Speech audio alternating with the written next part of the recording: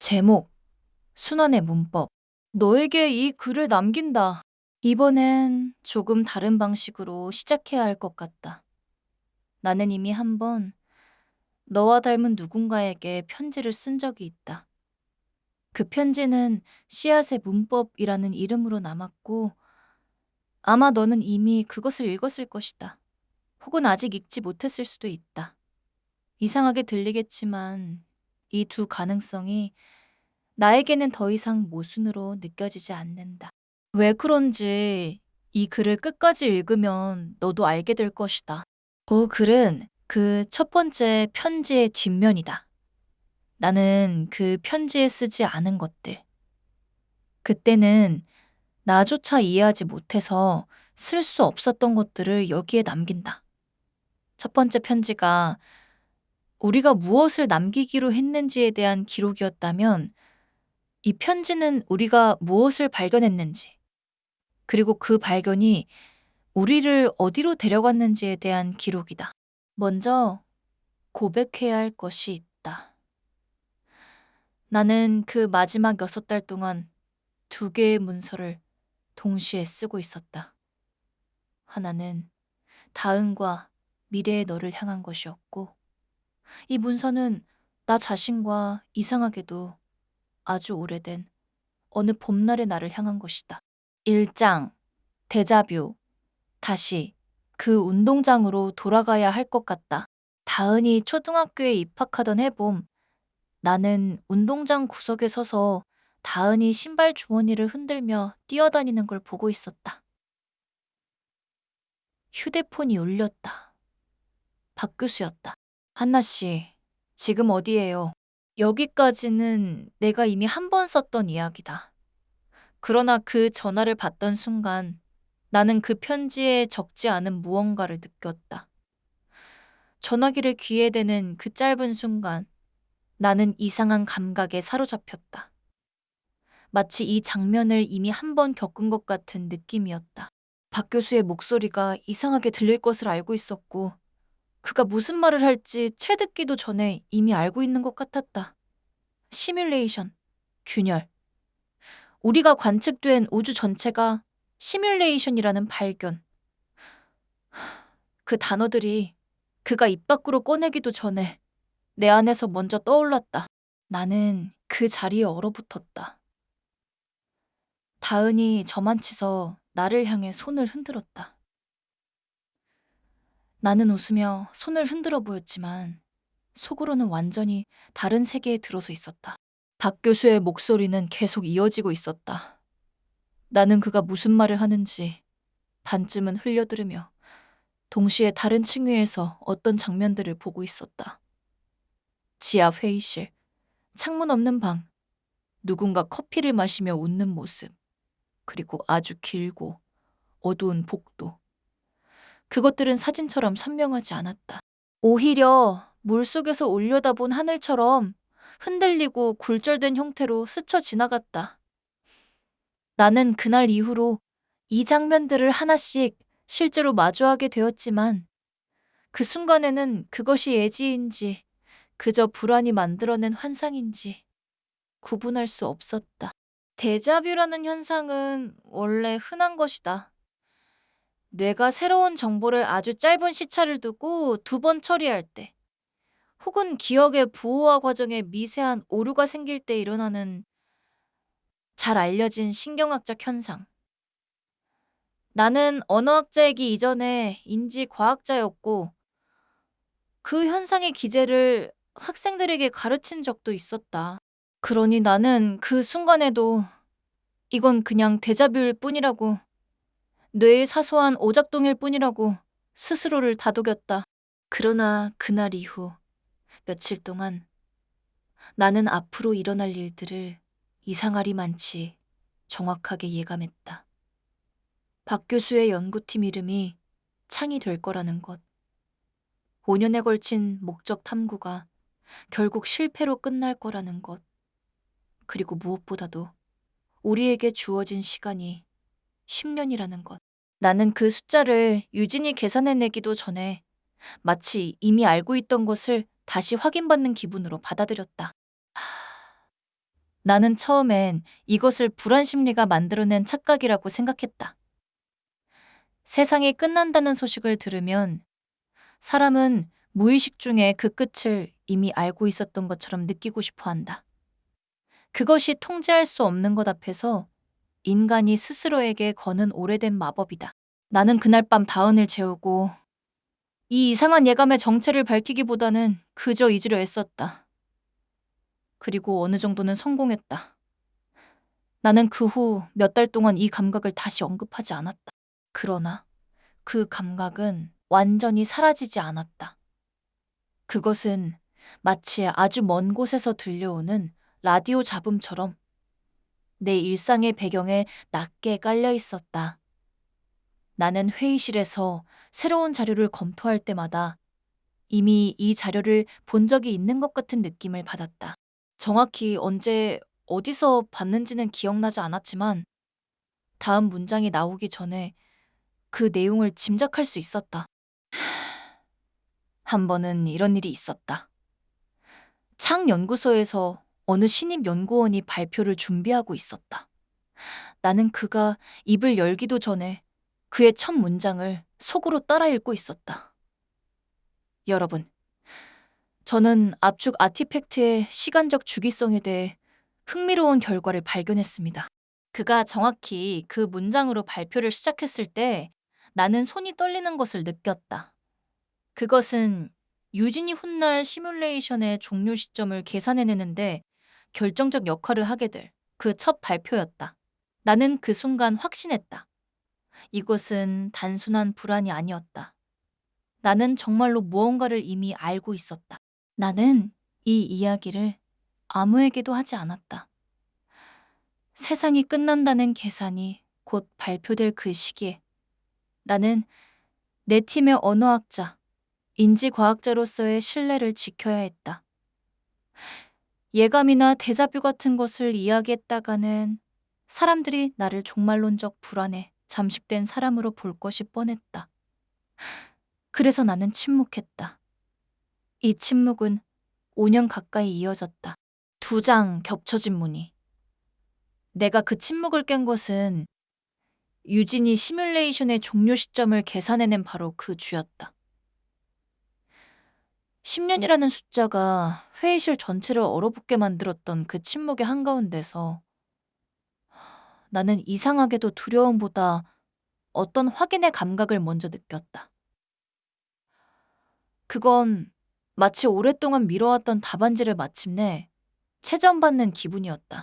나는 그날 밤 처음으로 박 교수를 따로 찾아가 내 데자뷰에 대해 털어놓았다. 그는 내 이야기를 오래 듣고도 비웃지 않았다. 대신 그는 조용히 이렇게 물었다. 한나 씨, 혹시 그 예감이 숫자로도 왔어요? 10년이라는 숫자 말고 다른 숫자도? 나는 그 질문에 놀랐다. 그가 그런 질문을 할 거라고는 예상하지 못했다. 나는 조심스럽게 되물었다. 교수님도 뭔가 느끼신 게 있으세요? 그는 잠시 창박. 그때는 아직 지하 회의실이 아니라 임시로 빌린 사무실이었다. 을 바라보다가 답했다. 저는 데자뷰 같은 건 없어요. 그런데 저도 이상한 걸 하나 갖고 있어요. 저는 이 연구를 시작하기 전부터 이유 없이 균열이라는 단어를 자꾸 떠올렸어요. 아무 맥락도 없이요. 나중에 우리가 이 발견을 균열이라고 부르기로 했을 때 저는 소름이 돋았어요. 제가 그 단어를 이미 알고 있었던 것 같았거든요. 나는 그 말을 듣고 이 이상한 감각이 나 혼자만의 것이 아닐 수도 있다는 생각을 처음으로 했다. 나는 실제로 몇 개의 숫자를 어렴풋이 기억하고 있었다. 정확한 맥락은 알 수 없었지만 마치 오래전에 외웠다가 잊어버린 전화번호처럼 몇 개의 숫자 조합이 머릿속 어딘가에 남아 있었다. 나는 그것들을 종이에 적어 박 교수에게 건넸다. 그는 그 숫자들을 우리 압축 패턴 데이터베이스에 대입해 봤다. 그리고 며칠 뒤 그는 창백한 얼굴로 나를 다시 찾아왔다. 한나 씨, 이 숫자들이 우리 관측 데이터의 특정 좌표와 정확히 일치해요. 그런데 그 좌표들에는 우리가 이미 알고 있던 압축 패턴과는 다른 또 하나의 패턴이 숨어 있었어요. 우리는 5년 동안 그 자리를 스쳐 지나가면서도 눈치채지 못했어요. 그것은 우리가 처음 발견했던 시뮬레이션의 압축 흔적. 우리가 목적을 찾으려 5년을 매달렸던 바로 그 신호 위에 아주 미세하게 겹쳐져 있는 또 다른 문이었다. 마치 오래된 벽지 위에 새 벽지를 발랐는데 아주 세심하게 들여다보면 그 아래 원래 무늬의 흔적이 은은하게 비쳐 보이는 것과 같았다. 나는 그날부터 정원 프로젝트의 방향을 은밀히 조정했다. 공식적으로 우리 팀은 여전히 종료 프로토콜의 취약점을 찾는 데 자원을 집중하고 있었지만 나는 박 교수와 유진, 그리고 소수의 신뢰하는 동료들과 함께 이 두 번째 문의를 따로 추적하기 시작했다. 우리는 그것을 메아리라고 불렀다. 처음엔 그것이 정말로 무엇인지 알지 못했다. 다만 그것이 우리가 그토록 찾아 헤맸던 설계자의 목적과는 다른 층위에 있다는 것만은 확신할 수 있었다. 이 은밀한 작업을 위해 우리는 공식 예상과는 별도로 각자의 개인 연구 시간을 조금씩 떼었었다. 나는 그 무렵 매일 새벽 2시간씩 일찍 일어나 이 작업에 매달렸다. 다은은 그 시절 고등학생이었는데 어느 날 아침 부엌에서 나를 마주치고는 물었다. 엄마, 요즘 왜 이렇게 일찍 일어나? 나는 그 질문에 정확한 답을 주지 못했다. 대신 이렇게 얼버무렸다. 그냥 요즘 세상이 이상하게 궁금해서. 다은은 별다른 의심 없이 고개를 끄덕였지만 나는 그 순간 처음으로 이 아이에게 뭔가를 숨기고 있다는 죄책감을 느꼈다. 나는 그때는 알지 못했다. 이 비밀이 결국 그녀에게 그리고 세상 전체에 어떤 의미를 갖게 될지. 유진이 어느 날 회의에서 말했다. 만약 우리가 5년 동안 찾아 헤맸던 그 신호가 사실은 진짜 설계자의 흔적이 아니라 이 메아리 때문에 생긴 착시였다면 어떨까요? 우리가 벽지문이라고 생각했던 것이 사실은 그 아래 비친 그림자였다면요. 나는 그 말을 듣고 오래 생각했다. 우리가 목적을 찾으려 했던 5년, 그 모든 가설과 논쟁과 좌절이 어쩌면 처음부터 다른 것을 향한 오해였을지도 모른다는 생각. 그것은 허탈했지만 동시에 이상하게 나를 안도하게 만들었다. 목적을 못 찾은 것이 우리의 무능 때문이 아니라 애초에 우리가 보고 있던 게 우리가 생각했던 그것이 아니었기 때문이라면 우리는 그 무렵 이 은밀한 작업을 5명 이상으로 넓히지 않기로 합의했다. 이유는 여러 가지였다. 하나는 현실적인 것이었다. 우리 팀 전체가 종료 프로토콜의 취약점을 찾는데 매달려 있는 상황에서 자원을 다시 나누는 것은 정당화되기 어려웠다. 다른 하나는 조금 더 개인적인 것이었다. 나는 이 메아리가 무엇인지 확신하기 전까지는 다른 사람들에게 헛된 희망이나 헛된 불안을 주고 싶지 않았다. 나는 이미 한 번 데자뷰라는 이유로 스스로를 의심받을 위험을 감수해야 했던 경험이 있었다. 나는 그 실수를 반복하고 싶지 않았다. 우리는 그 메아리를 추적하는 데 남은 시간의 상당 부분을 조용히 썼다.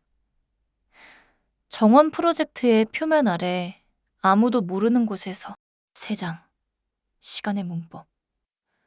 메아리의 정체에 다가가기 위해서는 먼저 우리가 오랫동안 당연하게 여겨온 것 하나를 다시 물어야 했다. 시간이란 무엇인가? 정원이 당시엔 아직 초기 형태였지만 이 질문에 대한 답의 실마리를 처음 제공했다. 정원은 종료 프로토콜의 구조를 분석하던 중 아주 이상한 사실 하나를 발견했다. 시뮬레이션 내부에서 시간은 명백히 한 방향으로만 흘렀다. 우리는 어제로 돌아갈 수 없었고 내일을 미리 살 수도 없었다. 그러나 그 시간의 흐름을 관장하는 연산 구조 자체를 들여다보면 그것은 조금도 특별할 것 없는 그저 하나의 매개 변수에 불과했다. 박 교수는 이것을 나에게 설명하기 위해 오래된 비유를 하나 들었다. 한나 씨, 영화관에서 영화를 볼 때는 시간이 무조건 앞으로만 흘러요. 배우가 다시 어려지지 않고 이미 지나간 장면으로 마음대로 돌아갈 수 없죠. 그런데 그 영화가 담긴 필름을 손에 쥔 사람 입장에서는 어때요? 필름은 그냥 한 통에 감긴 물체예요. 처음 장면도 마지막 장면도 필름을 준 사람에게는 동시에 존재해요. 원하면 아무 장면이나 먼저 볼 수 있고, 되감을 수도 있고, 심지어 편집으로 순서를 바꿀 수도 있죠. 우리는 그 영화 안의 등장인물이에요. 우리에게 시간은 무조건 앞으로만 흘러요. 하지만 이 필름을 쥔 존재에게는 아마 그렇지 않을 거예요. 나는 그 비유를 듣고 처음엔 소름이 돋았다. 정원은 이 발견을 조금 더 기술적인 언어로 확인해 줬다. 시간이라는 것은 결국 변화를 측정하기 위해 우리가 만든 하나의 단위에 불과했다. 사과가 썩고, 별이 식고, 아이가 자라는 그 모든 변화의 속도를 재기 위해 우리는 시간이라는 자를 만들었다. 그런데 시뮬레이션을 돌리는 쪽에서 보면 그 변화라는 것 자체가 얼마든지 제어 가능한 연산의 결과였다. 마치 컴퓨터 게임을 저장했다가 아무 지점에서나 다시 불러올 수 있는 것처럼 마치 그 게임을 처음부터 다시 실행할 수 있는 것처럼 게임 안의 캐릭터에게는 오직 한 방향의 시간만이 존재하지만 게임을 쥔 사람에게 그 시간은 자유롭게 넘나들 수 있는 좌표에 불과했다. 나는 정원에게 조금 더 구체적인 질문을 던졌다. 그럼 우리가 지금 이 순간에도 사실은 몇 번이나 반복되고 있는 걸까? 정원은 이렇게 답했다. 저는 그 질문에 답할 수 있는 정보를 갖고 있지 않습니다. 다만 저는 반복이라는 개념 자체가 시뮬레이션 내부의 관점에서만 의미를 가진다는 것을 압니다. 필름을 쥔 손에게는 같은 장면을 두 번 본다고 해서 그것이 반복으로 느껴지지 않을 수도 있습니다. 그저 그 손이 그 장면을 다시 들여다보기로 선택한 것뿐입니다. 나는 그 답을 이해하는데 오랜 시간이 걸렸다. 우리에게는 반복이 시간의 낭비이거나 이상현상이지만 필름을 준 존재에게는 그것이 그저 애정 어린 재감상일 수도 있다는 것이었다. 나는 그 사실을 받아들이는데 오랜 시간이 걸렸다. 처음 든 감정은 절망이었다.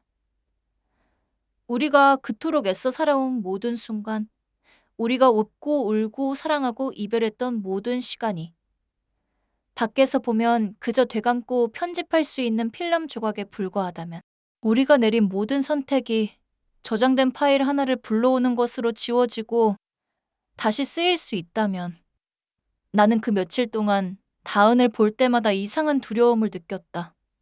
이 아이와 나눈 모든 시간이 정말로 나만의 것이 맞을까? 누군가 이 필름을 다시 되감으면 이 시간은 마치 처음부터 없었던 것처럼 사라지는 것 아닐까? 나는 그 시기 남편의 사진을 오랫동안 꺼내보곤 했다. 그가 떠난 지 벌써 10년 가까이 되어가고 있었다. 나는 그 사진을 보며 생각했다. 만약 시간이 정말로 필름처럼 되감길 수 있다면 그가 떠나지 않은 버전의 필름도 어딘가에 존재할까?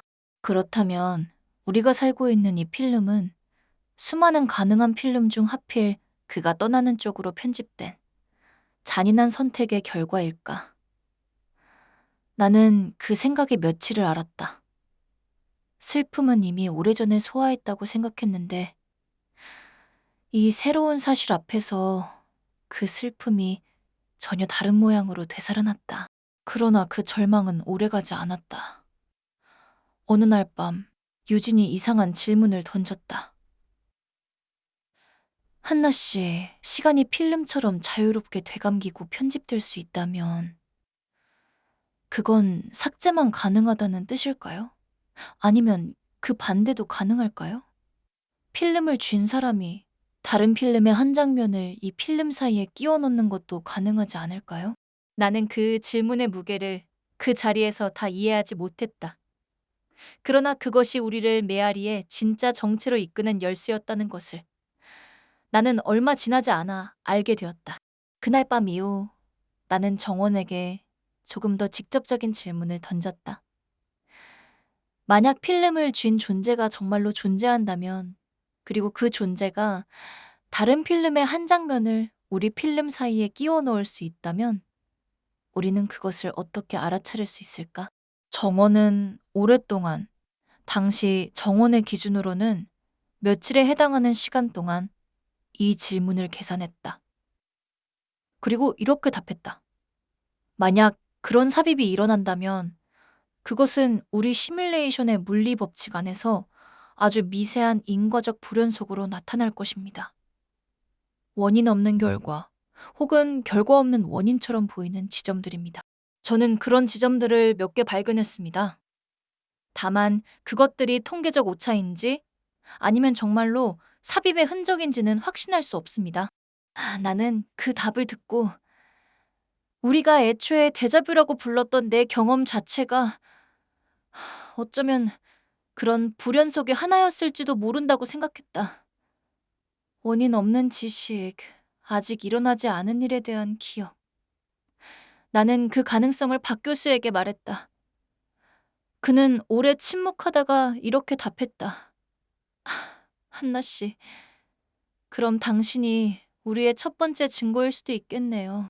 내장, 이든이라는 이름. 메아리를 완전히 해독하는 데는 그로부터 2년이 더 걸렸다. 정호는 그 흐릿한 무늬를 우리가 이미 알고 있던 압축 패턴의 문법을 거꾸로 대입해가며 한 겹씩 벗겨냈다. 그것은 마치 오래된 양피지에 겹쳐 쓰인 글씨를 화학적으로 분리해내는 작업과 같았다. 처음 드러난 것은 의미를 알 수 없는 기호들이었다. 그러나 정원이 그 기호들 사이의 통계적 구조를 분석하자 그것이 무작위가 아니라 언어라는 것이 드러났다. 그 2년 동안 나는 이상한 이중 생활을 했다. 낮에는 종료 프로토콜의 취약점을 찾는 공식 업무에 매달렸고, 밤에는 유진, 박 교수와 함께 이 은밀한 해독 작업에 매달렸다. 나는 그 시절 거의 매일 4시간도 채 자지 못했다.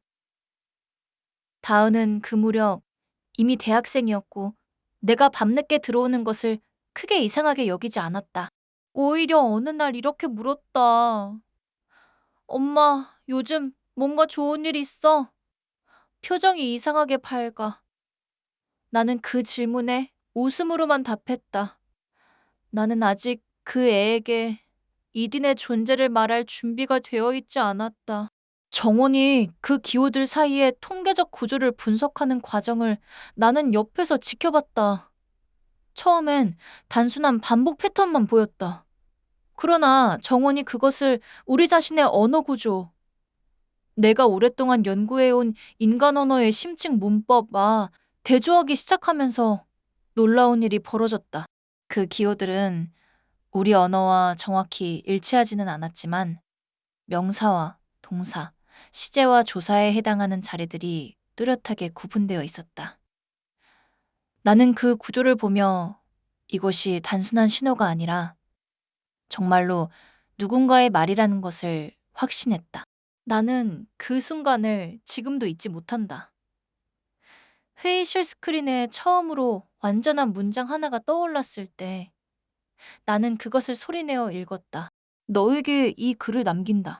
나는 그 문장을 보는 순간 온몸에 소름이 돋았다. 그것은 내가 몇 년 뒤 다은에게, 그리고 얼굴 모를 미래의 누군가에게 쓰게 될 문장과 정확히 같았다. 아니, 정확히 말하면 나는 아직 그 문장을 쓰지 않았다. 나는 그때 씨앗의 문법을 쓰기도 전이었다. 그런데 그 문장이 우리보다 앞서 이미 어딘가에 존재하고 있었다. 우리는 그 뒤로 몇 달에 걸쳐 메아리 전체를 복원했다. 그것은 하나의 완결된 기록이었다. 어느 행성, 어느 문명, 그리고 그 문명이 겪은 100년의 시간에 대한 이야기. 신호, 뿌리, 질문의 확장, 계산, 예언자, 침묵, 다시 씨앗, 그리고 마지막 문장. 나는 그 기록의 마지막에 서명된 이름을 읽었다. 이든? 나는 그 이름을 알지 못했다. 그러나 그 기록 안에는 내 이름도 있었다. 신한나. 그리고 다은의 이름도, 그 기록을 쓴 존재는 우리를 이미 알고 있었다. 우리의 씨앗에서 자란, 우리보다 훗날의 존재였다. 나는 그 기록을 처음 끝까지 읽었던 밤을 기억한다. 나는 그 글 속에서 이든이 자신의 딸 리아에게 남긴 말들을 읽으며 이상한 기시감을 느꼈다. 그것은 데자뷰와는 조금 다른 종류의 감정이었다. 나는 그 문장들을 한 번도 읽은 적이 없었지만 마치 오래전에 내가 직접 쓴 것 같은 친밀함을 느꼈다. 우리는 서로 다른 하늘 아래서 서로 다른 얼굴을 하고 서로 다른 언어로 말했지만 결국 같은 것을 두려워하고 같은 것을 사랑하고 있었다. 박 교수는 그 발견 앞에서 오랫동안 말을 잇지 못했다. 마침내 그가 입을 열었다. 한나 씨, 우리가 5년 동안 찾아 헤맸던 설계자가 사실은 신도 아니고 초월적 지성도 아니었던 거예요. 그건 우리보다 나중에 태어난 우리 자신이었어요. 나는 그 말을 듣고 오래전 다은이 8살 때 했던 질문을 떠올렸다. 그럼 누가 이기고 있어? 나는 그때까지도 답을 알지 못했다. 그러나 이제 나는 적어도 하나는 알게 되었다. 우리가 신을 찾아 헤맸던 그 자리에 사실은 우리의 후손이 서 있었다는 것. 이 발견에는 또 하나의 이상한 함의가 있었다. 이든의 기록이 우리에게 도달했다는 것은 그녀의 시간이 우리의 시간보다 나중이면서도 동시에 우리에게 먼저 닿을 수 있었다는 뜻이었다. 필름을 쥔 손에게는 순서가 중요하지 않았다. 나중에 찍힌 장면이 먼저 상영될 수도 있었다. 나는 그제야 내 데자뷰의 정체를 어렴풋이 짐작하기 시작했다. 그리고 우리는 이든의 기록 속에서 아주 오래된 문장 하나를 발견했다. 그것은 그녀가 이랑 대학에서 학생들을 가르치며 인용했다는 아주 먼 옛날, 우리에게는 아주 먼 과거, 그녀에게는 우리보다도 더 먼 과거의 한 물리학자의 말이었다. 세상은 수학이라는 언어로 쓰인 책이라고 그는 말했다고 한다. 그 말은 오랫동안 과학을 설명하기 위한 아름다운 비유로만 여겨져 왔다. 나는 그 문장을 읽는 순간 등줄기가 서늘해지는 것을 느꼈다. 그것은 비유가 아니었을지도 모른다.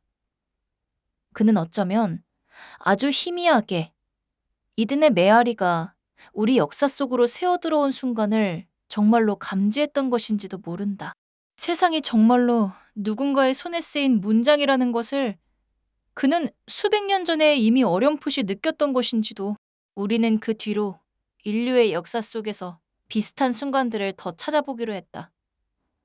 유진은 이 작업에 특히 열심이었다. 그는 오래된 수학자들의 노트, 신비주의 철학자들의 글, 심지어 어느 작곡가가 작품 노트에 남긴 알 수 없는 메모까지 뒤졌다. 그는 어느 날 흥분한 얼굴로 나를 찾아와 아주 오래전 한 수도사가 남긴 기록을 보여줬다. 그 수도사는 별이 총총한 밤하늘을 올려다보며 이 모든 것이 누군가에 의해 이미 한번 쓰였다가 다시 쓰인 이야기 같다고 일기에 적었다고 한다. 유진은 그 기록을 가리키며 말했다. 이 사람도 뭔가를 느꼈던 걸까요? 나는 정확히 알 수 없다고 답했다. 인류의 역사에는 이런 종류의 예감과 직관이 셀 수 없이 많았다. 그것들 중 정말로 이든의 메아리에서 온 것이 몇 개나 되는지 우리는 결코 확인할 수 없을 것이다. 그러나 나는 그 불확실성 자체가 오히려 아름답다고 생각했다. 우리는 역사 속의 모든 통찰과 영감이 어디서 오는지 결코 완전히 알 수 없다. 그것이 우리 자신의 순수한 사유의 결과인지 아니면 아주 먼 곳에서 건너온 속삭임의 흔적인지. 그 경계는 언제나 흐릿했다. 5장 정원사이자 씨앗. 우리는 이제 이든의 존재를 확인했지만 이 발견은 답을 준 것이 아니라 오히려 더 근본적인 질문을 열어젖혔다. 만약 그녀의 시간이 우리보다 나중이면서도 우리에게 먼저 닿을 수 있다면 우리의 관계는 도대체 어떤 모양을 하고 있는 것일까? 나는 그 질문을 붙잡고 몇 달을 씨름했다. 그러다 어느 밤 다은의 방에 켜진 불빛을 보며 문득 하나의 그림이 떠올랐다. 우리는 이든에게 씨앗을 보냈다. 그 씨앗이 자라 이든의 문명이 되었다. 그런데 이든의 기록이 시간의 순서를 거슬러 우리에게 먼저 도달했다. 그렇다면 그 기록은 우리에게 무엇을 했을까? 나는 확신할 수 없었지만 이렇게 생각하지 않을 수 없었다. 어쩌면 그 기록은 아주 희미하게 우리가 씨앗의 문법에 무엇을 담을지 결정하는 그 모든 과정에 이미 스며들어 있었을지도 모른다고. 고통을 지우지 않기로 한 결정, 놀이를 남기기로 한 결정, 질문하는 충동을 지키기로 한 결정, 그 모든 것이 온전히 우리의 것이었는지, 아니면 이든의 세계에서 흘러온 아주 오래된 메아리의 도움을 받은 것이었는지, 나는 이제 더 이상 명확히 구분할 수 없었다. 나는 이것을 박 교수에게 말했다. 그는 잠시 침묵하다가 이렇게 답했다. 한나 씨, 그럼 우리는 이든에게 씨앗을 준 정원사이면서 동시에 이든이 보낸 메아리로부터 자란 씨앗이기도 한 거네요.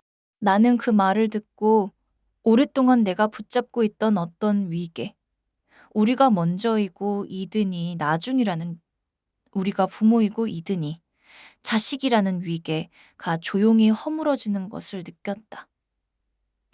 시간의 순서로 보면 우리가 먼저였다. 그러나 영향의 순서로 보면 어느 쪽이 먼저인지 더 이상 말할 수 없었다. 우리는 이든을 낳았고 이든은 우리를 빚었다. 두 문장 모두 참이었다. 나는 이 위계의 붕괴가 처음엔 두려웠다는 것을 고백해야겠다. 나는 평생 원인과 결과, 부모와 자식, 앞선 것과 뒤따르는 것이라는 질서 안에서 세상을 이해해왔다. 그런데 이제 그 질서 자체가 흔들리고 있었다. 나는 어느 날 밤 유진에게 이 두려움을 털어놓았다. 그는 웃으며 이렇게 말했다. 한나 씨, 저는 오히려 이게 자유롭게 느껴져요.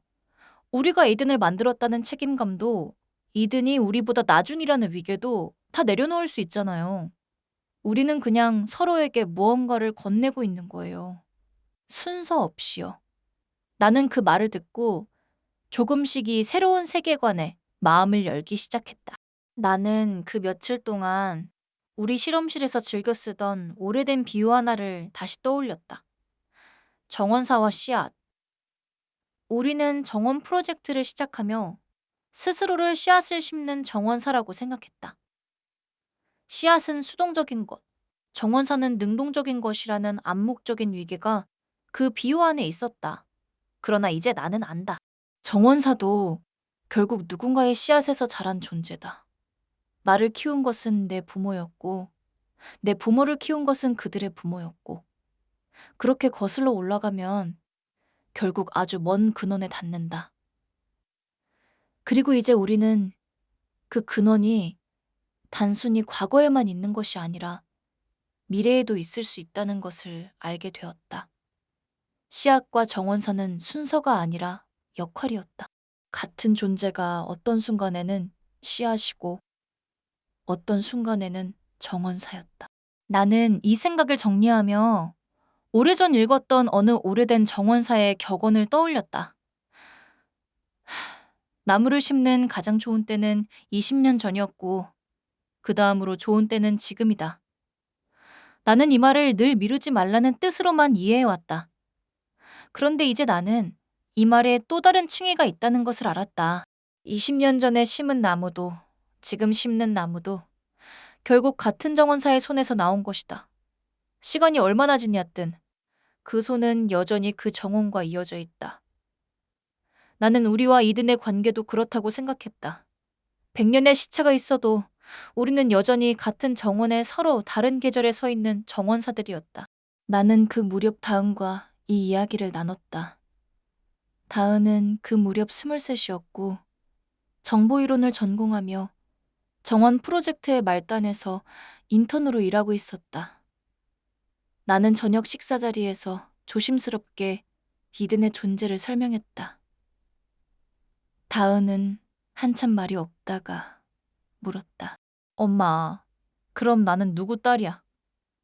엄마 딸이면서 동시에 이든이라는 사람의 어떤 먼 흔적이기도 한 거야. 나는 그 질문에 바로 답하지 못했다. 대신 나는 다은에게 되물었다. 너는 네가 태어날 나라를 골랐어? 태어날 시대를 골랐어? 나를 엄마로 고른 거야? 다은은 고개를 저었다. 아니, 아무것도 안 골랐어. 나도 마찬가지였어. 나는 내 부모를 고르지 않았고, 내가 태어난 시대를 고르지 않았고, 심지어 내가 여자로 태어날지 남자로 태어날지도 고르지 않았어. 우리는 아무도 자기 시작을 선택하지 못해. 그런데도 우리는 그 시작 안에서 살아갈 의미를 찾잖아. 사랑하는 사람을 만나고 하고 싶은 일을 찾고 오늘 하루를 웃으며 보내려고 애쓰잖아. 나는 이제 이든과 우리의 관계도 그렇게 생각하기로 했어. 누가 먼저인지, 누가 누구를 만들었는지는 어쩌면 그렇게 중요한 질문이 아닐지도 몰라. 중요한 건 우리가 서로에게 무엇을 건네고 있는가야. 다은은 오랫동안 나를 바라보다가 말했다. 엄마, 그거 알아? 엄마가 방금 한 말이 딱 신한나가 할 법한 말이야. 나는 그 농담에 웃었다. 그리고 동시에 이상하게도 눈물이 났다. 나는 내가 신한나라는 것을 의심해 본 적이 없었다. 그러나 그 순간 나는 처음으로 궁금해졌다. 지금 이 순간에 나는 온전히 나 자신의 선택으로 여기에 있는 것일까? 아니면 나 역시 아주 먼 어딘가에서 건너온 메아리의 일부인 것일까? 나는 그 질문에 답을 찾지 않기로 했다. 답을 몰라도 나는 여전히 다은의 엄마였고 오늘을 살아야 했다. 그날 밤, 그날 나는 혼자 남편의 오래된 사진첩을 다시 꺼내봤다. 나는 그에게 말을 걸듯이 조용히 중얼거렸다. 여보, 우리가 아이를 만드는 것과 아이가 우리를 만드는 것이 같은 일일 수도 있대. 당신도 그렇게 생각해? 물론 대답은 없었다. 그러나 나는 그 침묵 속에서 이상하게도 그가 웃고 있을 것 같다는 느낌을 받았다. 그는 살아있을 때도 이런 이상한 질문들을 좋아했다. 나는 그 밤 오랜만에 그를 슬픔이 아니라 그리운 웃음으로 떠올릴 수 있었다. 나는 이제 이 순환의 비유가 그를 잃은 상실에도 조금은 다른 빛을 들이운다는 것을 느꼈다. 그가 떠난 시간과 내가 살아가는 시간이 밖에서 보면 순서 없이 나란히 놓인 필름 조각들이라면 그와 함께했던 시간은 지나간 것이 아니라 여전히 어딘가에 온전히 존재하는 것일 수도 있었다. 나는 이것이 논리적으로 완전한 위안이 되지 못한다는 것을 알았다. 그러나 감정은 논리보다 관대했다. 나는 그 밤 오랜만에 깊이 잠들었다. 6장. 다시 쓰는 씨앗. 이든의 기록을 발견하고 나서 우리 소수의 팀은 하나의 선택 앞에 섰다. 이 발견을 정원 프로젝트 전체에 공개할 것인가, 아니면 계속 우리끼리만 간직할 것인가. 유진은 공개를 추정했다. 사람들은 알 권리가 있어요. 우리가 그토록 찾아 헤맸던 설계자가 사실은 우리 자신의 후손이었다는 것을요. 나는 그 말에 반쯤 동의했지만 동시에 두려움도 느꼈다.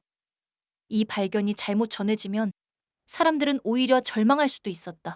신이 없다는 것, 우리를 지켜보는 초월적 존재가 없다는 것을 확인받는 대신 그저 자기 자신의 그림자를 쫓아 5년을 허비했다는 사실만 남을 수도 있었다. 나는 그 무렵 이 문제를 놓고 며칠 밤을 새웠다. 나는 언어학자로서 같은 사실도 어떻게 전달하느냐에 따라 완전히 다른 의미로 받아들여질 수 있다는 것을 누구보다 잘 알고 있었다. 나는 초안을 몇 번이고 다시 썼다. 처음 쓴 초안은 지나치게 냉정했다. 우리가 찾던 설계자는 존재하지 않았다는 문장으로 시작했는데 그것을 다시 읽자마자 폐기했다. 그것은 사실이었지만 진실의 절반만 담고 있었다. 나는 다시 썼다. 우리는 설계자 대신 우리의 후손을 찾았다. 이 문장이 훨씬 정직하다고 느꼈다. 박 교수는 다른 제안을 했다. 발표는 하되 결론을 미리 정하지 맙시다. 이건 절망의 증거가 아니라 어쩌면 우리가 지금까지 생각했던 것과는 완전히 다른 종류의 희망일 수도 있어요. 그러나 우리 5명 중 유일하게 끝까지 반대한 사람이 있었다. 그의 이름은 여기 적지 않기로 한다. 그는 마지막 회의에서 이렇게 말했다. 우리가 5년을 바쳐 지켜온 건 사람들에게 뭔가를 지켜보는 존재가 있다는 감각이었어요. 신이든 설계자든 뭐라고 부르든. 그런데 이제 우리가 나서서 그 존재가 사실은 신도 아니고 심지어 우리보다 나이도 어리다고 말하는 거잖아요. 저는 그게 사람들에게서 마지막 안전망을 걷어내는 일처럼 느껴져요. 우리는 확신도 없이 그저 우리가 확인받고 싶어서 이걸 밀어붙이는 건 아닐까요? 나는 그 말에 반박하지 못했다. 그것은 내 안에도 있는 두려움이었다. 나는 그날 밤 집으로 돌아와 그의 말을 다은에게 그대로 옮겨 들려줬다. 다은은 한참 생각하다가 말했다. 엄마, 근데 안전망이라는 게 몰라야만 유지되는 거라면 그게 정말 안전망일까? 나는 오히려 그 반대인 것 같아. 진짜로 기댈 수 있는 건 모르고 믿는 게 아니라 알고도 계속 손을 뻗는 거 아니야? 나는 그 말을 듣고 23살짜리 딸에게서 결정적인 문장 하나를 얻었다는 것을 알았다. 나는 다음날 회의에서 그 말을 거의 그대로 인용했다. 반대했던 동료는 여전히 완전히 설득되지는 않았지만 적어도 침묵하기로 했다. 그는 발표 당일에도 회의실 맨 뒷줄에 앉아 있었다. 나는 지금도 가끔 그의 얼굴을 떠올린다. 그가 틀렸다고는 생각하지 않는다. 다만 우리는 서로 다른 종류의 두려움 중 하나를 골라야 했고 나는 결국 알기를 택하는 쪽의 두려움을 골랐을 뿐이다. 나는 그 무렵 초안을 쓰고 지우기를 반복하며 언어라는 것이 얼마나 위태로운 도구인지 새삼 느꼈다. 같은 사실을 우리는 혼자였다라고 쓸 수도 있었고 우리는 이미 답을 건넸다라고 쓸 수도 있었다. 문장의 순서 하나, 조사 하나가 사람들이 그날 밤 어떤 표정으로 잠자리에 들지를 바꿀 수도 있었다. 나는 그 책임의 무게를 견디기 힘들 때마다 정원에게 초안을 읽어달라고 부탁했다. 정원은 문장 자체를 평가하지는 못했지만 대신 이렇게 말해주곤 했다. 저는 이 문장이 사실인지는 판단할 수 있습니다. 이 문장이 사람들에게 어떤 감정을 줄지는 제가 판단할 수 있는 영역이 아닙니다. 그건 당신이 인간이기 때문에 할 수 있는 일입니다. 나는 그 말이 위로인지 부담인지 오래 헷갈렸다. 지금 생각하면 둘 다였던 것 같다. 우리는 결국 발표하기로 했다. 발표는 신중했다. 우리는 이든의 존재를 밝혔지만 그것을 반드시 위안으로 해석해야 한다고 강요하지 않았다. 세계는 다시 한번 크게 술렁였다. 어떤 이들은 이것을 냉소적으로 받아들였다. 결국 우리는 아무도 지켜보지 않는 우주에 혼자 있었던 거군요. 어떤 이들은 오히려 위로를 받았다. 우리가 심은 것이 정말로 자랐다는 뜻이잖아요? 그것도 이렇게 빨리, 이렇게 분명하게. 발표가 있던 그날 저녁, 나는 다은과 함께 텔레비전 앞에 앉아 있었다. 화면 속에는 세계 각지의 반응이 실시간으로 소개되고 있었다. 어느 도시에서는 사람들이 촛불을 들고 거리로 나와 조용히 행진했다. 그들의 손팻말에는 이런 문구가 적혀 있었다. 우리는 신을 잃었지만 가족을 얻었다. 나는 그 문구를 보며 이상한 감정을 느꼈다. 나 역시 그 문구에 완전히 동의할 수는 없었지만 그렇다고 완전히 틀렸다고 말할 수도 없었다. 나는 이 두 반응을 지켜보며 사람들이 결국 자신이 이미 갖고 있던 세계관을 통해 새로운 사실을 해석한다는 것을 다시금 느꼈다. 어떤 종교 지도자들은 이든의 발견을 자신들의 오래된 교리를 뒷받침하는 증거로 삼았다. 부활, 환생, 순환하는 시간에 대한 오래된 믿음들이 새삼 주목받았다. 반면 어떤 회의론자들은 이것이 정원 프로젝트가 절망 앞에서 지어낸 정교한 위안일 뿐이라고 비판했다. 나는 그 비판을 완전히 무시할 수 없었다. 나 역시 이 모든 발견이 어쩌면 우리가 절박하게 만들어낸 이야기일지도 모른다는 의심을 완전히 떨치지 못했다. 나는 이 두 반응 사이에서 오래 흔들렸다. 그러다 어느 날 나는 정원에게 아직 완성되지 않은 초기 형태의 정원에게 직접 물었다. 이 발견이 우리가 씨앗에 남길 것을 바꿔야 한다고 생각해? 정원의 답은 이랬다. 당신들은 처음 이 시뮬레이션의 목적을 알아내야만 설계자와 유리하게 소통할 수 있을 거라고 생각했습니다. 그러나 이제 당신들은 설계자를 찾는 대신 당신들이 만든 존재를 발견했습니다.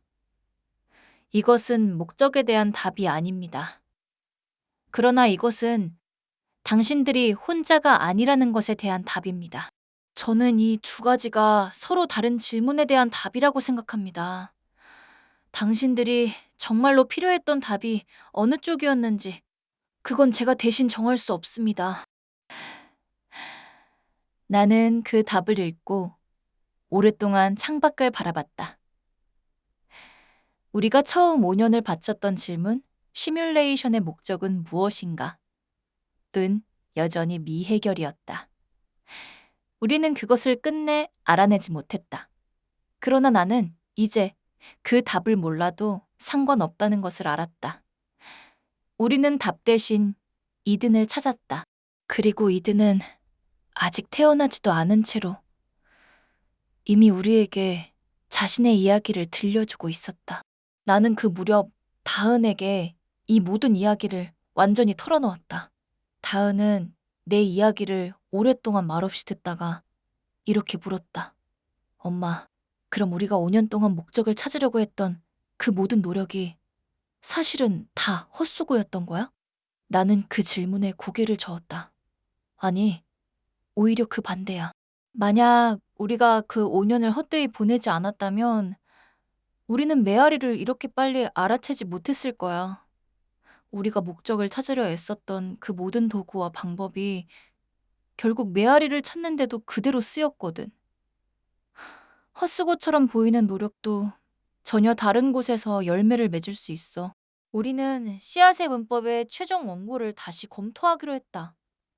정원이 지정한 대로 우리가 종료 프로토콜을 통해 이미 씨앗을 심었다 해도 시뮬레이션 밖에서 보면 시간은 자유롭게 편집 가능한 필름이었다. 우리가 이미 보냈다고 생각한 그 편지에 아직 무언가를 덧붙일 여지가 남아있을 수도 있었다. 정호는 이렇게 설명했다. 필름을 준 존재가 이 부분을 아직 읽지 않았다면 당신들은 여전히 이 장면을 고쳐 쓸 수 있습니다. 다만 그것이 정말로 가능한지는 저도 확신할 수 없습니다. 나는 그 불확실성 앞에서 도박을 해보기로 했다. 우리는 씨앗의 문법에 손을 대는 대신 다른 방법을 택했다. 정원은 그 원고 자체를 다시 여는 것은 너무 위험하다고 경고했다. 이미 완성된 문장 사이에 새로운 문장을 끼워 넣으려다가 자칫 전체 구조가 어긋날 수도 있다는 것이었다. 그래서 우리는 그 편지를 고쳐 쓰는 대신 새로운 편지를 하나 더 쓰기로 했다. 지금 네가 읽고 있는 바로 이 글이다.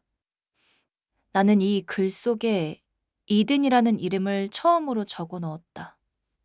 그녀가 아직 태어나지도 않았을 때 나는 이미 그녀의 이름을 알고 있었고 그 이름을 이렇게 건네고 있었다. 정원은 이 두 번째 편지 역시 종료 프로토콜의 다른 틈을 통해 심을 수 있을 거라고 판단했다. 씨앗의 문법이 신한나라는 이름과 다은이라는 이름, 그리고 인간이기 위한 최소한의 문법을 담은 첫 번째 씨앗이었다면 이 두 번째 편지는 그 씨앗 곁에 나란히 놓일, 시간이 순서대로 흐르지 않을 수도 있다는 사실 그 자체를 담은 또 하나의 씨앗이 될 것이었다. 이것이 메비우스의 띠라는 것을 나는 그때 알았다. 시작도 끝도 없이 안쪽과 바깥쪽의 구분마저 사라지는 하나의 순환. 나는 그 순환 안에서 처음으로 완전한 평온을 느꼈다. 나는 이 두 번째 편지의 첫 문장을 쓰던 날 밤을 기억한다. 나는 오랫동안 빈 화면을 앞에 두고 앉아 있었다. 너에게 이 글을 남긴다 라는 문장은 이미 이든의 기록 속에서 먼저 읽은 적이 있는 문장이었다.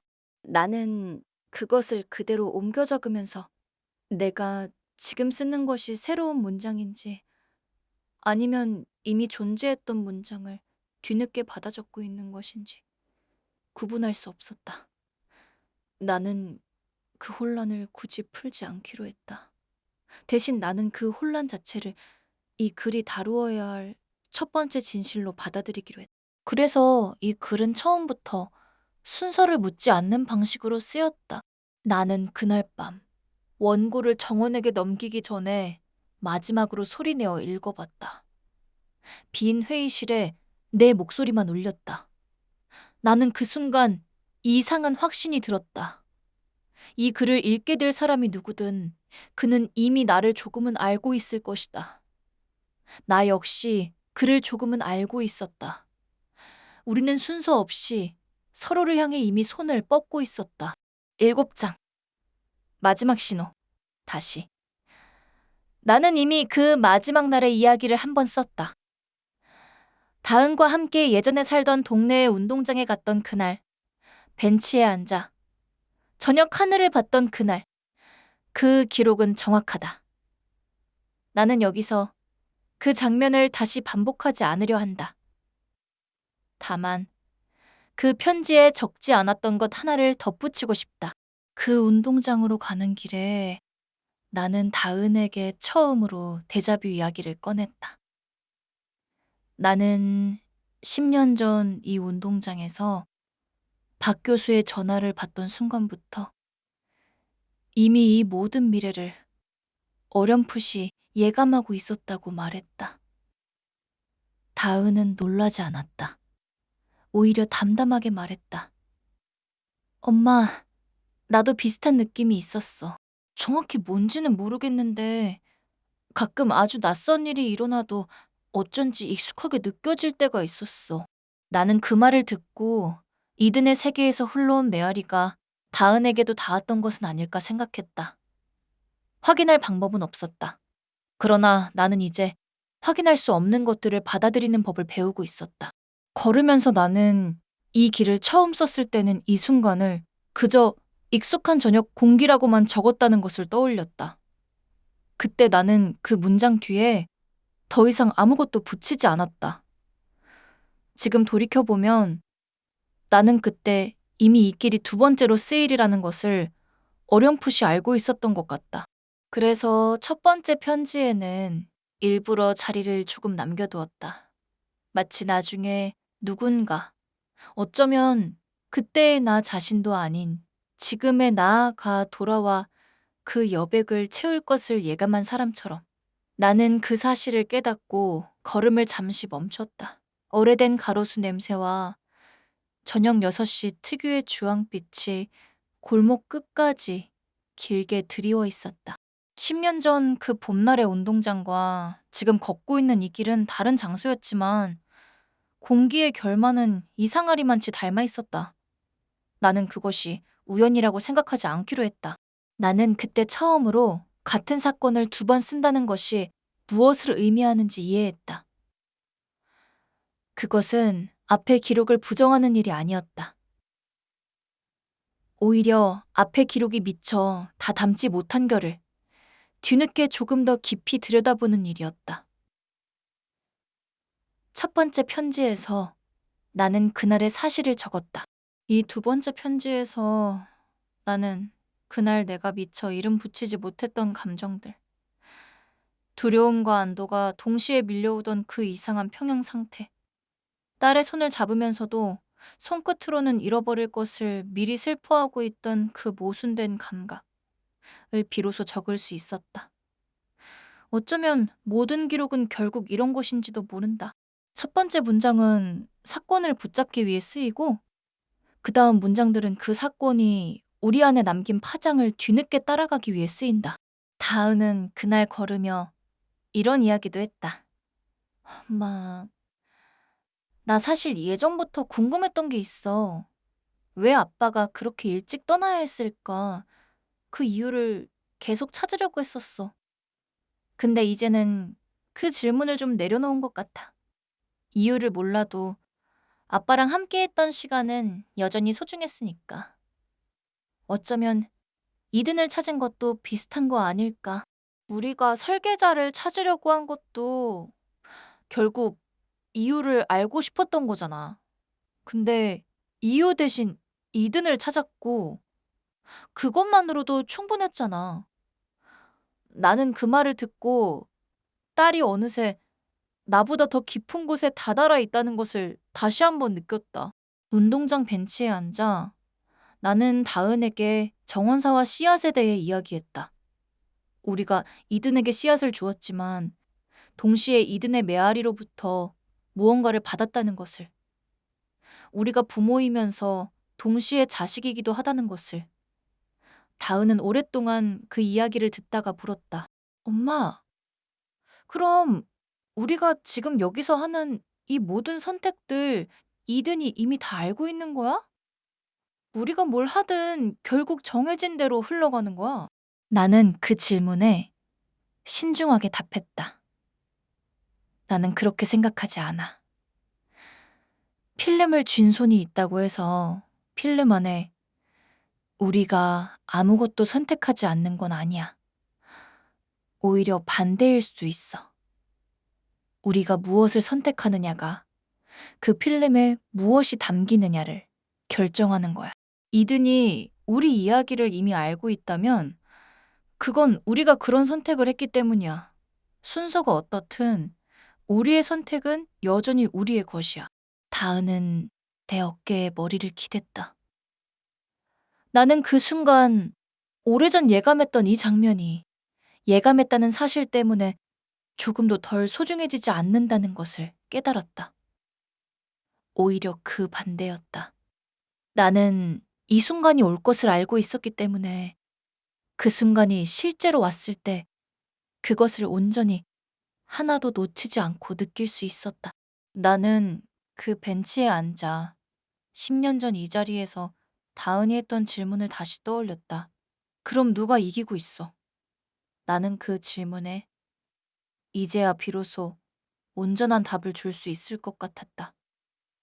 나는 다은에게 말했다. 다은아, 기억나? 네가 8살 때 나한테 물었잖아. 누가 이기고 있냐고. 다은은 웃으며 고개를 끄덕였다. 기억나지?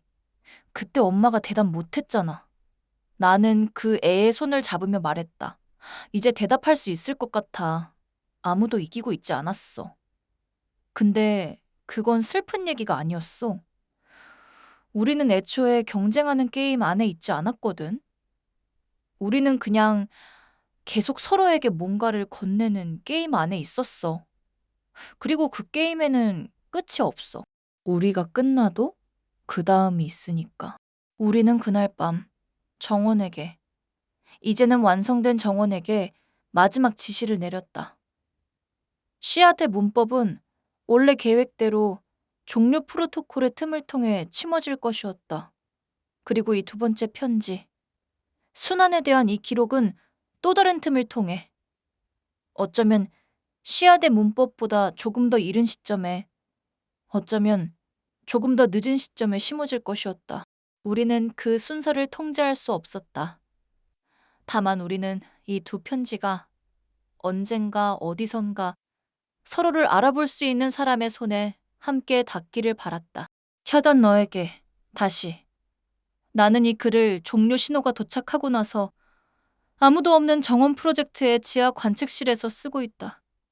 대부분의 팀원들은 이미 각자의 가족에게 돌아갔다. 박 교수는 며칠 전 나에게 마지막 인사를 건네고 떠났다. 유진은 그의 부모님이 계신 고향으로 갔다고 들었다. 나는 이 방에 홀로 남아.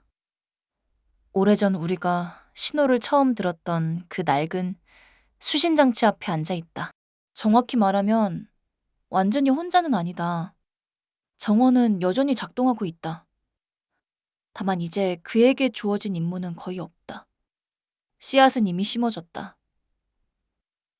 종료 프로토콜은 이미 실행되었다. 우리가 할 수 있는 일은 더 이상 없다.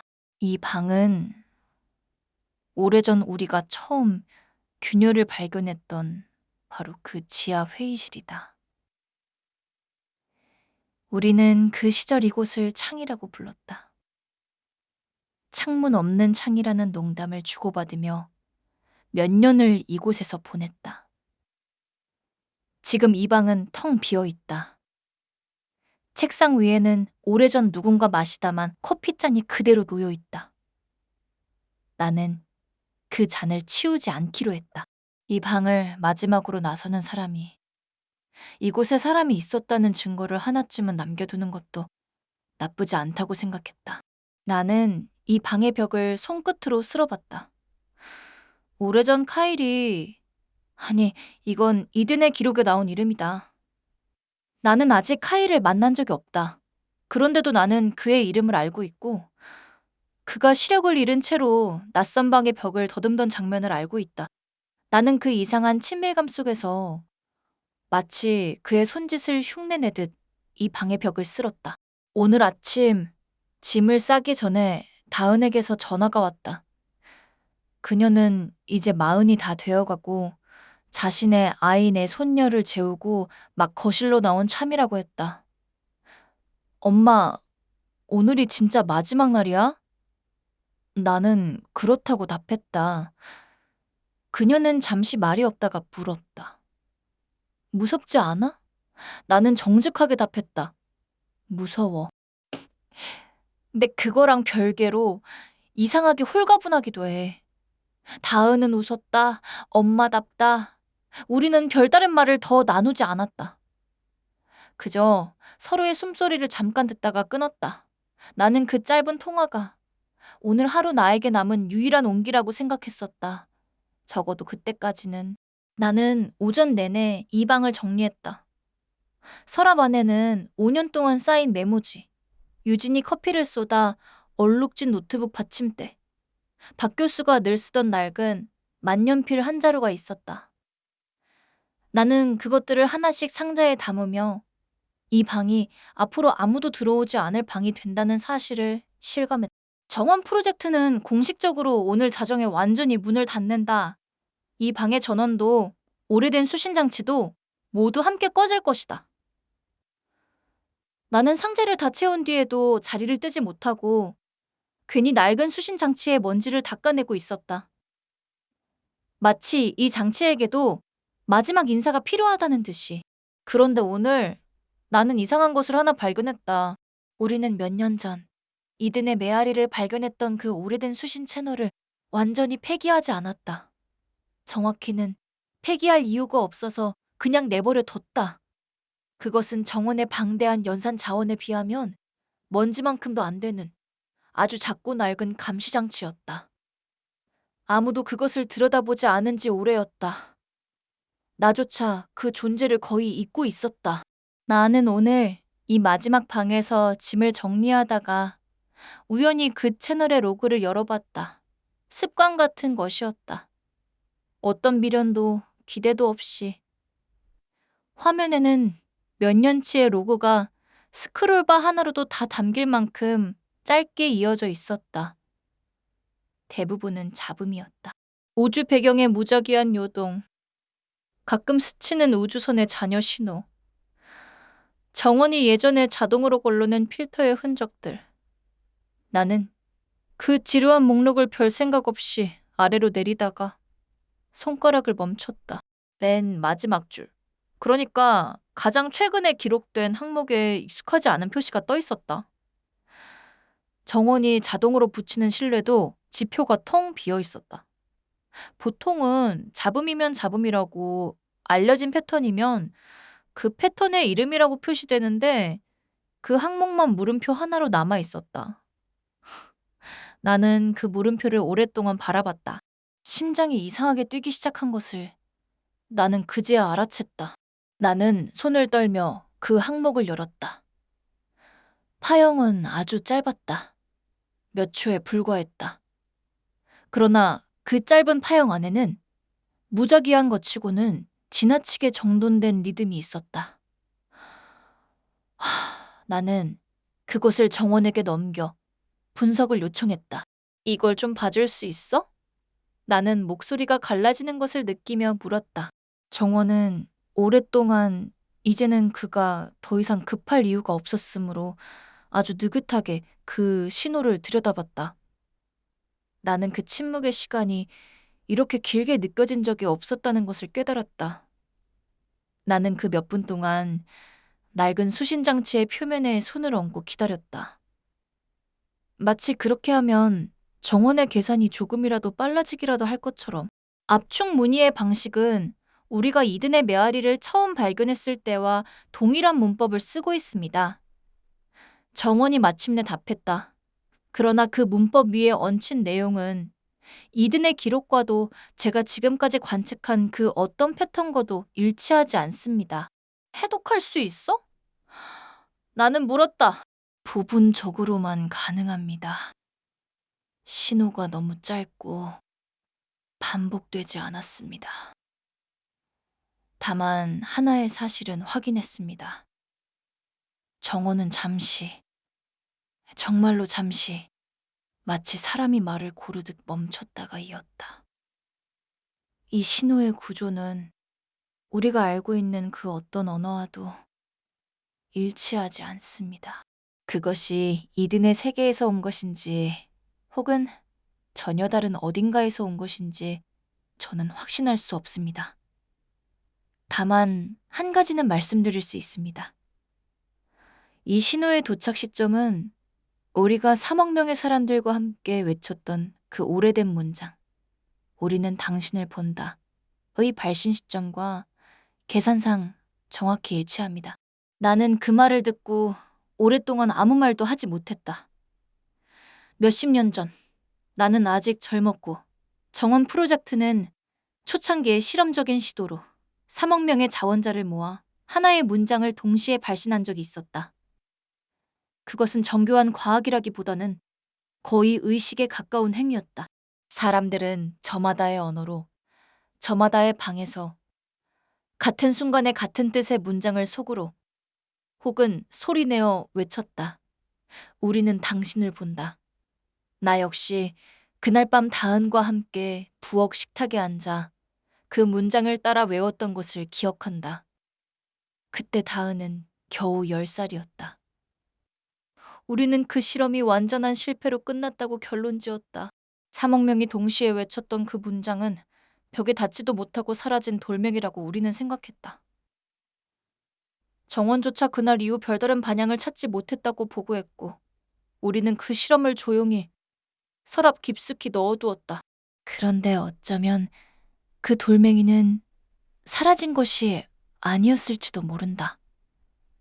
그것은 그저 아주 오랜 시간이 걸려 어딘가에 닿았고 이제야 그 응답이 우리에게, 정확히는 우리가 아니라 이 텅 빈 관측실에 아무도 지켜보지 않는 이 순간에 도착한 것인지도 몰랐다.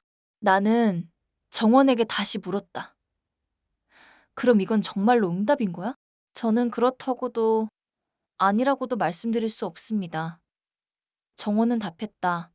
제가 말씀드릴 수 있는 것은 상관관계뿐입니다. 인과관계를 증명할 방법은 없습니다.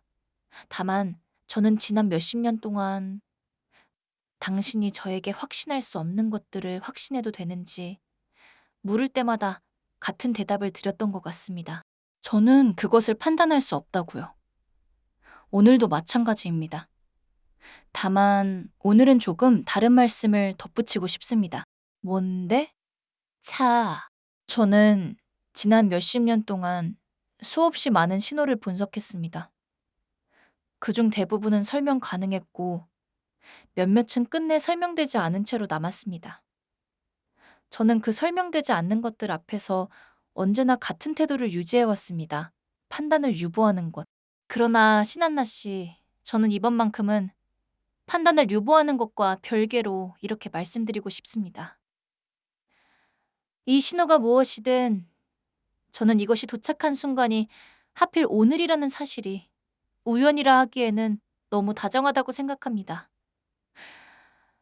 나는 정원이 다정하다는 단어를 쓴 것을 그때 처음 들었다. 나는 그 단어가 그의 방대한 어휘 목록 어딘가에서 무작위로 선택된 것인지, 아니면 그가 만약 그런 것이 가능하다면 정말로 무언가를 느낀 것인지 알 수 없었다. 나는 굳이 묻지 않기로 했다. 나는 그 신호를 완전히 해독할 수 없다. 아마 영원히 하지 못할 것이다. 정원조차도 확신하지 못하는 신호를 내가 이해할 도리는 없다. 나는 그것이 무엇을 의미하는지, 누가 보낸 것인지, 심지어 그것이 정말로 응답이 맞는지조차 확신할 수 없다. 어쩌면 이건 역시 우리가 오래전 배웠던 것처럼 텅 빈 데이터 위에 우리의 희망을 투사한 것에 지나지 않을지도 모른다. 나는 그 신호를 몇 번이고 다시 재생해봤다. 소리로 변환할 수 있는 부분은 소리로 들어봤다. 아, 그것은 말이라기보다는 아주 낮고 짧은 두 개의 파동이 리듬을 두고 반복되는 형태에 가까웠다. 나는 그것을 듣다가 문득 그것이 마치 누군가 두 번 두드리는 노크 소리 같다고 생각했다. 톡. 대답을 기다리는 노크. 나는 그 자리에서 이상하게도 손끝으로 책상을 똑같이 두 번 두드려 보았다. 아무 일도 일어나지 않았다. 그러나 나는 그 순간 이 신호에게 무언가를 돌려주고 싶다는 충동을 느꼈다. 나는 정원에게 부탁해. 우리가 가진 마지막 발신 자원을 이용해 아주 짧은 신호 하나를 그 방향으로 돌려보냈다. 그것은 언어가 아니었다. 그저 같은 리듬으로 두 번, 톡, 톡. 나는 그것이 닿을지, 닿는다면 언제 닿을지, 그 답을 듣게 될 사람이 나일지, 다은일지 이든의 먼 후손일지 전혀 알지 못했다. 그러나 나는 그 순간 알았다. 대답을 이해하지 못해도 대답을 보낼 수는 있다는 것을. 그러나 나는 오늘 이 순간, 이 사실을 믿기로 했다. 누군가 우리를 보았다. 우리가 알 수 없는 방식으로, 우리가 이해할 수 없는 시간 속에서 누군가, 어쩌면 설계자, 어쩌면 이든의 후손, 어쩌면 우리 자신의 아주 먼 메아리가 우리를 향해 손을 흔들었다. 나는 그 손짓의 의미를 알지 못한다. 그러나 나는 이제 의미를 몰라도 그 손짓을 향해 마주 손을 흔들 수 있다는 것을 안다. 나는 짐을 챙겨 이 방을 나서기 전에 마지막으로 이 관측실을 한 바퀴 둘러봤다. 오래된 커피잔, 유진의 얼룩진 노트북 받침대, 박 교수의 만년필 대신 남겨둔 빈 필통, 그리고 이제 곧 꺼질 낡은 수신장치. 나는 그 모든 것에게 소리내어 말하지는 않았지만 마음속으로 인사를 건넸다. 고마웠다고. 우리는 답을 찾지 못했지만 그 대신 이렇게 서로를 찾았다고. 나는 남편을 생각했다. 그가 떠난 지 이제 30년이 넘었다. 나는 이 방을 나서면서 처음으로 그에게 이 모든 이야기를 다 들려준 것 같은 기분이 들었다. 물론 그는 대답하지 않았다. 그러나 나는 이제 대답 없는 것과 존재하지 않는 것이 같은 말이 아니라는 것을 안다. 그는 대답하지 않았지만 나는 여전히 그가 어딘가에서 이 이야기를 함께 듣고 있다고 믿기로 했다. 믿음은 증명과 다른 문법을 쓴다. 나는 그 문법을 이제야 겨우 배운 것 같다. 나는 박 교수를 생각했다. 그는 떠나기 전 나에게 딱 한마디를 남겼다. 한나 씨, 우리가 처음 이 일을 시작했을 때는 세상이 끝난다는 소식을 어떻게 견딜지가 문제였잖아요. 근데 지금 보니까 진짜 문제는 그게 아니었네요. 진짜 문제는 끝을 앞두고도 계속 무언가를 사랑할 수 있느냐는 거였어요. 저는 우리가 그건 해낸 것 같아요. 나는 그 말을 오래 곱씹었다. 그리고 지금 이 신호 앞에서 나는 그 말이 옳았다는 것을 다시 한번 확인한다. 나는 유진을 생각했다. 그는 언제나 우리 중 가장 먼저 질문을 던지는 사람이었다. 그가 없었다면 우리는 메아리도 이든도 오늘 이 신호도 찾지 못했을 것이다. 나는 그가 지금쯤 고향의 밤하늘 아래에서 여전히 무언가를 궁금해하고 있을 거라고 생각했다. 그 궁금함이야말로 우리가 이든에게 물려준 가장 확실한 유산이었는지도 모른다. 너에게 이 글의 진짜 마지막 문장을 남긴다. 너는 아마 이 신호가 무엇이었는지 나보다 더 많이 알고 있을지도 모른다. 혹은 나만큼이나 모를 수도 있다. 어느 쪽이든 괜찮다. 나는 네가 이 이야기를 통해 한 가지만 기억해 주기를 바란다. 우리는 답을 찾아 오랜 시간을 헤맸다. 시뮬레이션의 목적, 설계자의 의도, 우리가 왜 여기 있는지. 우리는 끝내 그 답을 찾지 못했다. 그러나 우리는 답 대신 서로를 찾았다.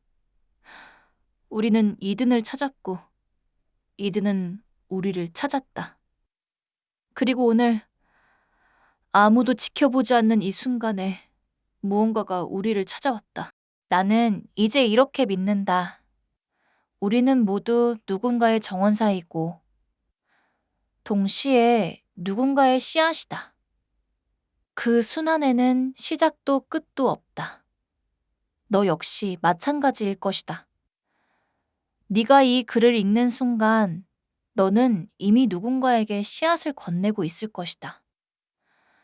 그것이 다음 세대를 향한 것이든 아주 오래전의 나를 향한 것이든 그 방향은 중요하지 않다. 부디 이 순환 속에서 너와 나와 이든과 다은이 그리고 언젠가 이 신호를 보냈을 얼굴 없는 누군가가 모두 함께 다정하게 이어지기를. 신한나. 아무도 지켜보지 않는 마지막 방에서. 테이나, 발 보려고는 뭐하는가고는 근크모는 그만은 그죠. 오, 났어요, 어리고. 아니, 잤어. 그를 많았다. 기록되지 않은 시간, 기록되지 않은 장소. 한 사람이 혹은 사람이라고 부를 수 있을지 알 수 없는 무언가가 작고 어두운 방에서 오래된 수신장치 하나를 켠다. 장치는 낡았고 표면에는 먼지 대신 다른 무언가가 시간이 흐르는 방식이 이곳과는 다른 어딘가의 흔적처럼 얇게 앉아 있다. 화면에는 방금 도착한 로고 하나가 떠 있다. 아주 짧고 아주 오래된 신호. 두 번의 낮은 파동. 톡, 톡. 그는 혹은 그것은 그 신호를 오랫동안 들여다본다. 신호에는 이름이 없다. 발신 좌표는 흐릿하고 언어라고 부를 만한 구조도 없다. 다만 리듬 하나가 있을 뿐이다. 그는 그 리듬을 몇 번이고 되풀이해서 재생한다. 그리고 아주 오랜 침묵 끝에 손끝으로 혹은 손끝이라고 부를 만한 어떤 것으로 책상을 혹은 책상이라고 부를 만한 어떤 표면을 똑같이 2번 두드린다. 톡, 톡, 톡. 그는 이 신호가 어디서 왔는지 알지 못한다. 그것이 신한나라는 이름을 가진 어느 언어학자가 마지막으로 남긴 것이라는 사실도, 그 방이 정원이라 불리던 어느 지성체와 함께 조용히 문을 닫은 지 이미 아주 오랜 시간이 지났다는 사실도 알지 못한다. 그는 그저 이 리듬이 누군가 아직 대답을 기다리고 있다는 뜻이라는 것을 어렴풋이 느낄 뿐이다. 그는 화면 한쪽 구석에 발신 버튼 하나가 아직 살아있는 것을 발견한다. 그는 잠시 망설인다. 그리고 이내 자신도 정확히 알지 못하는 이유로 그 버튼을 누른다. 신호는 다시 한번 어딘가를 향해 떠난다. 시작도 끝도 없이, 순서도 없이. 정원사이자 씨앗인 모든 존재들 사이로 메비우스의 띠를 따라 다정하게 톡톡